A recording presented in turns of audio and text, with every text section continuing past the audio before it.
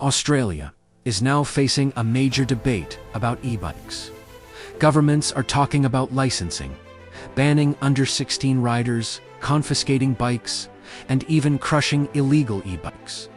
But the real question is this: did governments fail to regulate the market properly from the beginning, and now want to punish the public for it?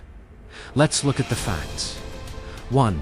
What the law actually says about e-bikes in Australia. Under current Australian rules, an electric bike is treated as a normal bicycle only if it meets strict limits.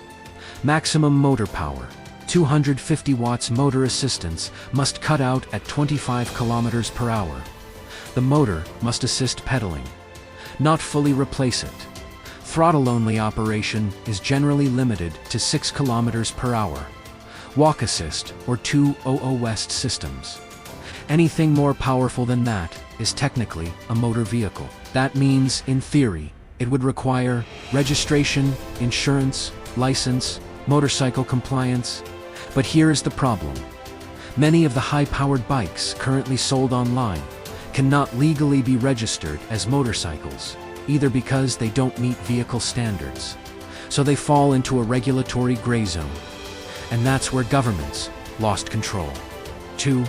Governments allowed the problem to grow. For years, high-powered e-bikes were imported, retailers sold them openly.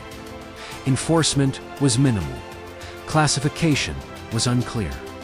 Meanwhile, social media accelerated a new youth trend: powerful e-bikes that behave more like electric motorbikes.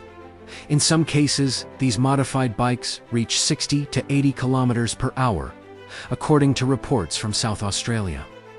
Now governments are reacting after the fact. 3. Crushing bikes. Is it legal? Some Australian states are now moving toward powers that allow police to seize and destroy illegal e-bikes. In Western Australia, police have already seized and crushed illegal high-powered e-bikes. New South Wales is proposing similar powers to destroy non-compliant bikes exceeding speed and power limits.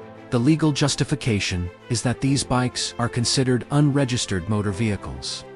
Under existing vehicle seizure laws, police can confiscate and destroy vehicles used illegally. However, critics argue that destroying bikes punishes owners who may not understand complex regulations, targets devices that were widely sold without clear warnings, does not address the regulatory failure that allowed them in the first place. 4. The safety issue is real. The government's argument is not imaginary. There has been a significant rise in injuries involving e-bikes and scooters. For example, 233 injuries and 4 deaths in NSW in 7 months of 2025. Over 2,000 fines issued in Queensland during a crackdown in 2025. More than 6,300 emergency visits linked to e-mobility devices in Queensland. There have also been tragic accidents involving teenagers riding e-bikes on public roads. So the safety debate is legitimate. But the question remains: are the proposed solutions realistic? 5. Licensing and registration problems. Some proposals suggest e-bike riders should have a license, registration, insurance. But this raises serious practical problems. Australia's road network was not designed for thousands of small electric vehicles mixing with traffic. And if e-bikes were treated like motorcycles, they would require ADR vehicle compliance, helmets meeting motorcycle standards, license categories. Most current e-bikes cannot meet those requirements.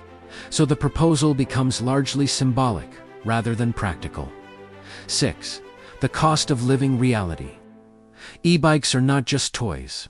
For many Australians, they are a cheaper commuting option, an alternative to car trips, a way to reduce fuel costs, transport for delivery riders, and commuting to work.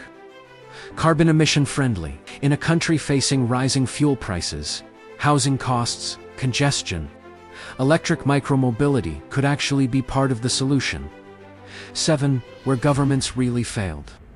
The real policy mistake was not creating clear categories early. Countries like the United States classify e-bikes into 3 clear classes.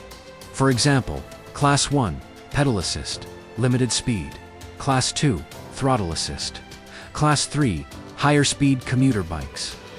Australia instead created a single restrictive category, which pushed manufacturers and users into loopholes.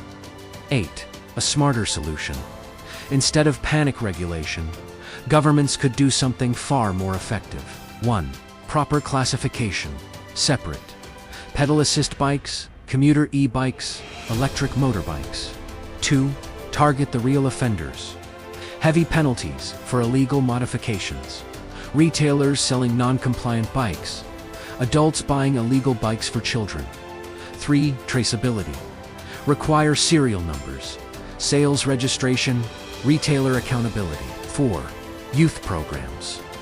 Build e-bike parks, training tracks, supervised riding areas, just like BMX and skateboarding. 5. Infrastructure. Australia still lacks safe cycling networks. Expecting micromobility to work without infrastructure is unrealistic. 9. The bigger social question.